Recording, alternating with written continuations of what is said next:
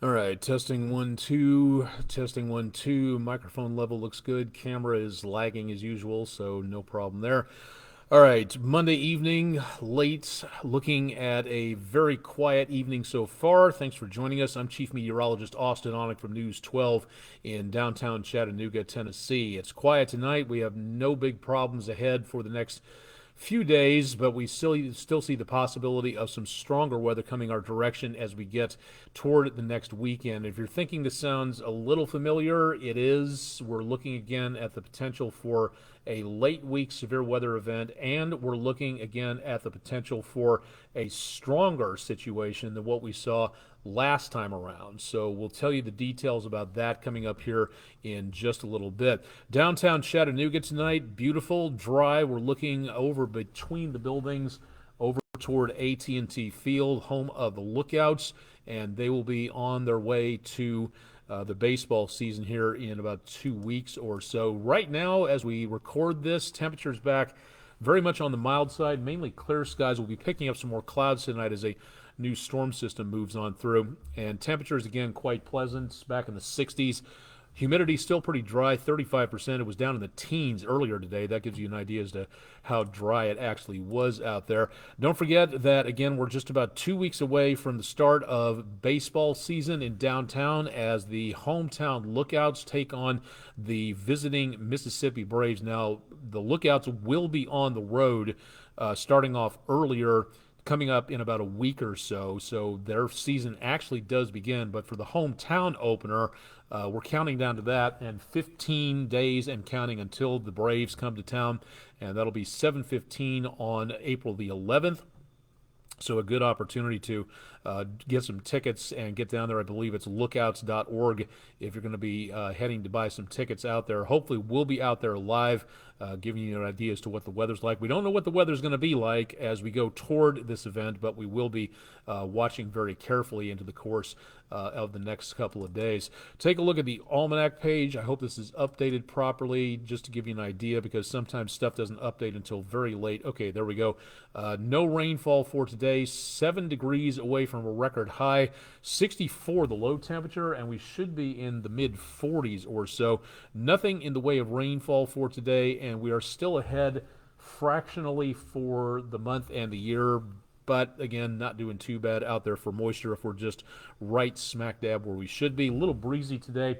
Winds, again, out of the northwest at about 22 miles per hour, so that kept things very much on the quiet side. Dry out there for now, and again, coming close to the midpoint at the bottom of the hour between 9 and 10. A little cooler back toward Mont Eagle. Temperatures back into the mid 50s, lower 60s around Murphy, and mid to upper 50s around Blue Ridge, Georgia. So not too bad out there. Again, a little cooler in the higher elevations, but again, dry at least for the most part out there throughout the rest of the afternoon and evening. Gorgeous conditions out there for tonight. Satellite radar is showing a bit of a storm system heading our way, looking back up into around the area of the Midwest. This is going to be swinging our direction as we get a little bit closer to around tomorrow and tomorrow morning especially. Also some clouds developing off the tops of these thunderstorms and heading our way already across the Mississippi as this begins to make its way a little bit closer to us. So we'll get a combination of clouds from all these different sources getting a little bit closer to us.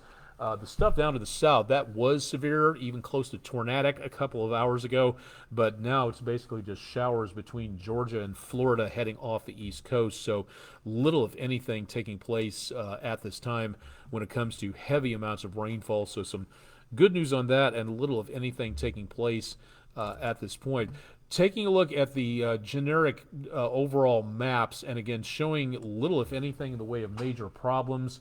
Clouds to the west, also to the northwest. We've got what's left of a front that did a good job of creating those thunderstorms and that storm system that gave us that really heavy weather on Friday into Saturday. That now making its way up and off the coast. We are going to be watching again back to the west of us. This is where we see again the potential for some more problems out there as we get into the next couple of days. Again, much of what we're looking at for right now is going to be, again, the potential of some problems coming through, especially back to the west of us. So what we're going to be seeing is way on over to the edge of this graphic, Let me get this a little bit closer over to that direction so we can see a little bit more about what we're talking about. Mainly, we are looking again at this system back off across the west coast, and that also, again, a part of another atmospheric river that's heading into the west coast. This is going to be giving us the next potential of some stronger weather going on as this barrels across the country heading our way and picking up speed and strength as it gets into the mid-plain states areas. These systems, as they go across the Rockies, when they get pushed up from the coast up into the Rockies and the Great Basin, they lose a lot of room to maneuver because they're kind of squeezed in the top portion of the atmosphere, so they can't really get a lot of room to spread out and a lot of room to maneuver. But when these things get out of the Rockies and head downslope into the plain states, that's when they pick up a lot of angular momentum. They get to spin faster. They get a lot more energetic. They become a lot more dangerous. And that's what we're expecting from what doesn't look like a big system right now. Again, rain and snow, just what is not needed in a lot of places. A lot of places in Oregon and California, 225% above normal where it comes to precipitation out there, so way above where it should be for this time of the year. This is going to continue to make its way across the country and giving us that potential for more problems for us in the semi-near future. Mainly what we're going to be looking for is the potential for severe weather. It's a little too early to talk, again, about what we might actually be looking for. Let's go ahead and time things out for you. We'll do the 72-hour forecast and show you a little bit more about what we may be looking for out there. Again, through tomorrow morning, relatively quiet, but notice again the clouds start to make their way in. Now, the computer models do put in a little bit of green here to where that indicates the potential of maybe some rainfall coming on through. I think it's going to be entirely too dry to see anything in the way of raindrops, especially in the News 12 viewing area itself. Back to the north, Knoxville, Crossville, Cookeville, Nashville into middle Tennessee, around the Tennessee River in western Tennessee. Yeah, okay, maybe a raindrop or two. The Cumberland Plateau, especially that orographic lifting, forcing that moisture up, might wring a little bit more moisture out of the air. So maybe a little bit of rain up that direction, but I'm just not seeing too much of anything else anywhere else out there. Now, by tomorrow afternoon, that's about bus stop time for Tuesday. By Tuesday afternoon, it's beautiful. It's a little cooler than today, back in the upper 60s. Plenty of sunshine, very much on the dry side. And then as we get into Wednesday morning, chilly without those clouds to hold the heat of the day in, upper 30s to around the lower 40s or so. And we'll get a few passing clouds early Wednesday afternoon into Georgia and Alabama, but not so much for the rest of the area, back into the lower 60s there. Overnight into early Thursday, we will be seeing the potential of chilly weather once again, mid to upper 30s, not seeing any frost at this point, maybe into parts of the Appalachians, but beyond that, we're just not really picking up too much of anything to involve anything in the way of huge amounts of moisture causing frost. Now, if we see the temperatures going lower than this, we could be looking at another frost warning or freeze warning or frost advisory. It's possible. It's just not likely at this point from what we can see. So some good news on that. Now, that storm system, again, getting a little bit more active into the next couple of days.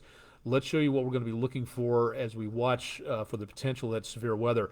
This is the extended forecast from the Storm Prediction Center. They're the ones who issue the watches and also those multicolored forecasts you see, often called the danger avocado that I've seen in various locations. So for Thursday, there is going to be a threat well back off to our west into around the Red River Valley, Dallas up to Wichita, Oklahoma City.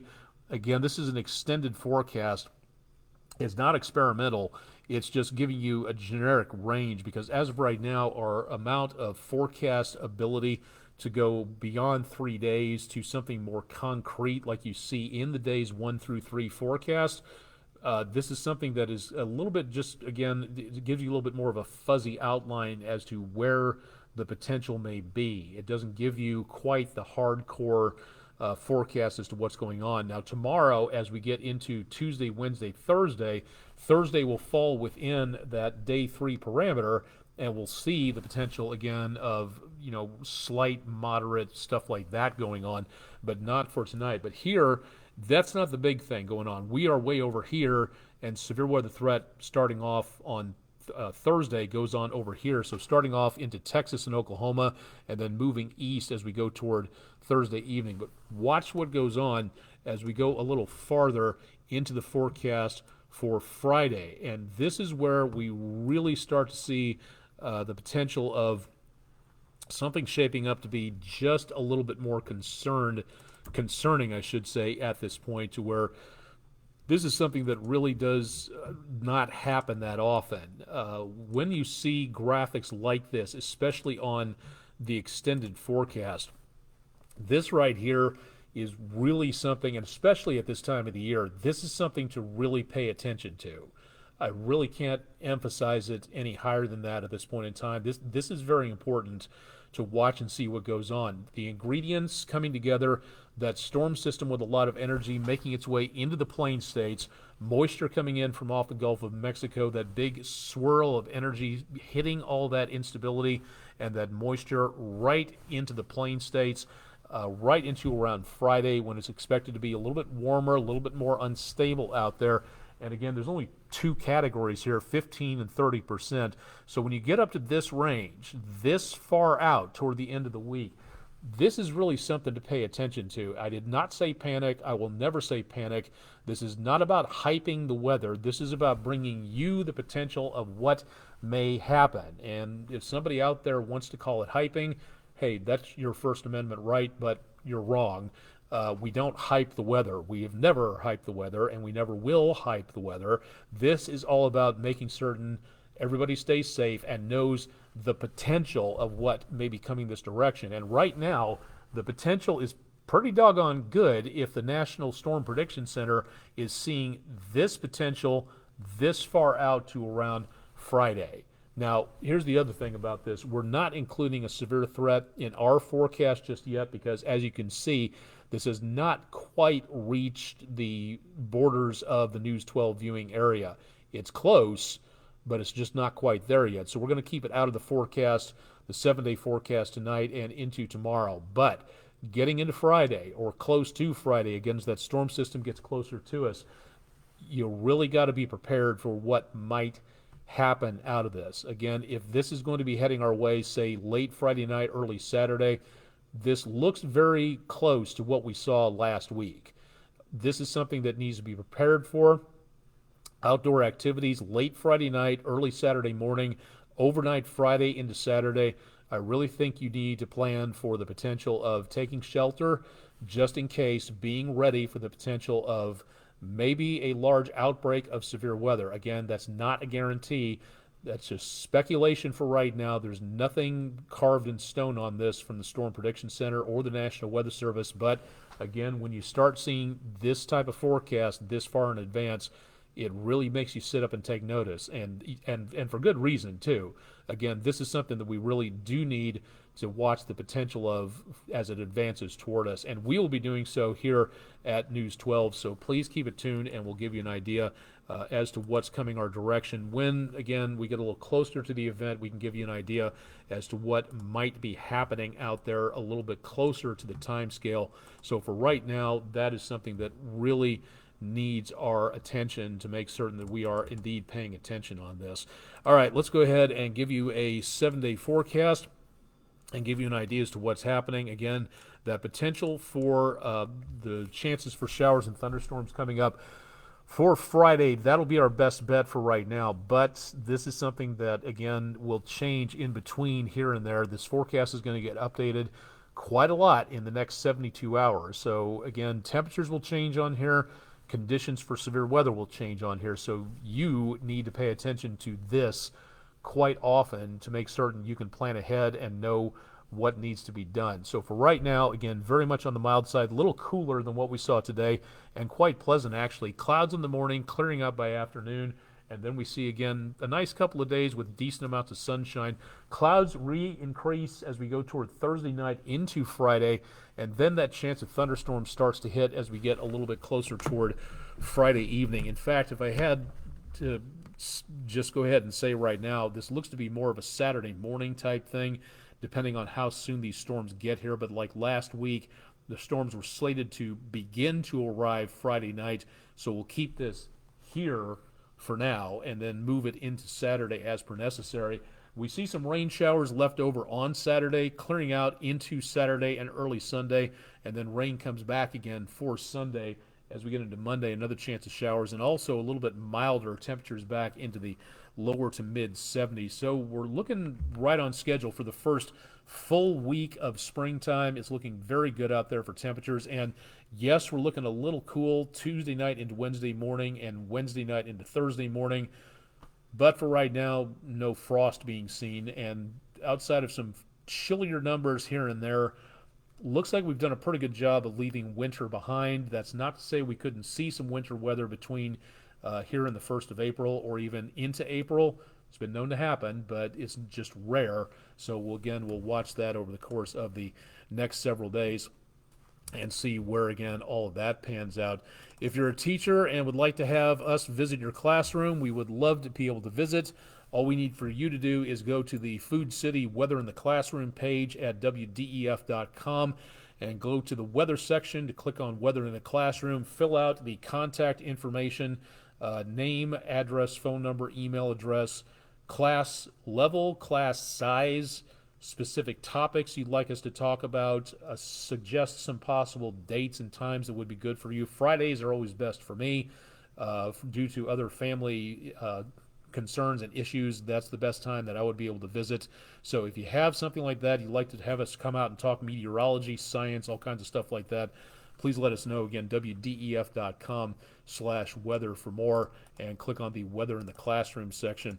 Thanking Cecilia King Photography for a very nice view of the Chickamauga Dam. That's our West Shore home weather window picture of the day for Monday. Appreciate you sending that very colorful view in there. If you've got pictures, we'd love to see them, but we can't share them with everybody until you send them in. So if you've got pictures, you can drop them to Instagram, Twitter, or Facebook.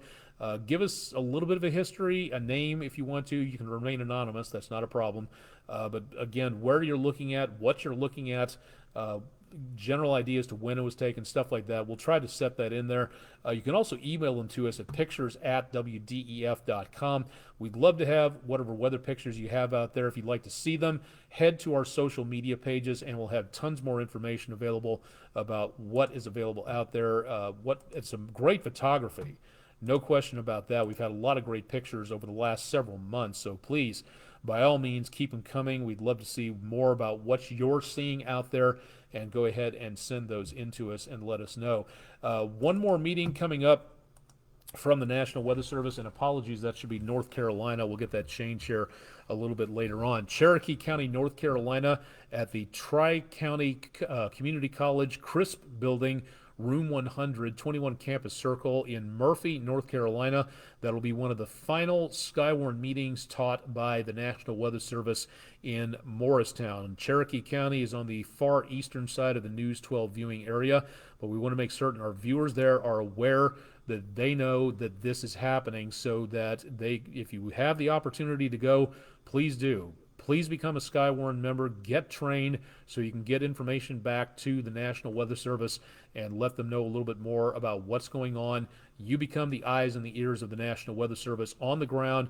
Again, this is a spotter course. This is not a chase course. That is something entirely different, but you do, if you want to be a storm chaser, you start by being a storm spotter. Again, you don't chase unless you have somebody who has taught you experience and is a very safe-minded person. This is something you don't want to argue with on here, because it can be very dangerous, and you don't want to be what Professor Charles Doswell called storm chasing yahoos, who give the other good storm chasers a bad name by driving through people's yards and cutting people off on the roadway and generally behaving like yahoos. So please take the course. You get the opportunity to help your community during a very stressful time, so please make certain that you're available again to do that. Also, don't forget that we can help you program your National Weather Service radio. Go to WDEF.com/weather. We'd love to have you along for the ride, so we can teach you a little bit more about how to program your weather radio so you can be safe. These are life-saving pieces of equipment and should be in every school, every home, every business, every place of worship, everywhere to get the latest information from the National Weather Service. And as I understand it, parts of the Tennessee River Valley around Chattanooga do not have tornado sirens. They are mainly used to alert of a possible problem at the Sequoia nuclear power plant. So this is one of your best ways outside of local media or making certain that you have your phone available. That is something to consider there, just to be on the safe side. So please let us help you by going to our website and finding out more details about what's going on out there when it comes to severe weather, so you can be better protected. And now, when nothing is going on, is one of the best times, again, to make certain that you are protected out there. Our website is wdef.com/weather. We'd love to have you along for the ride for the forecast and all sorts of details available there. Please join me for more on Tumblr once we get that set up and ready to go on the Tumblr live circuit. But in the meantime, we'll keep you updated again here on Facebook. Again, you can find my handle, meteorologist Austin Onick, there. And to get more details about what's going on, please join us on our website at wdef.com. It is late Monday night. By the time you see this, the forecast will have changed. Don't forget that we have more coming up with Chip Chapman. That'll be bright and early on Tuesday morning, starting at 5 a.m. Eastern on News 12 on the News 12 Morning Show. So stay tuned for more with News 12 on air and online where it comes to the forecast, and we'll keep you advised. I'm Chief Meteorologist Austin Onick. It is the end of Monday evening. Thanks for joining me for the live version of Weather Overtime, and stay tuned for much more with News 12 again at wdef.com/weather.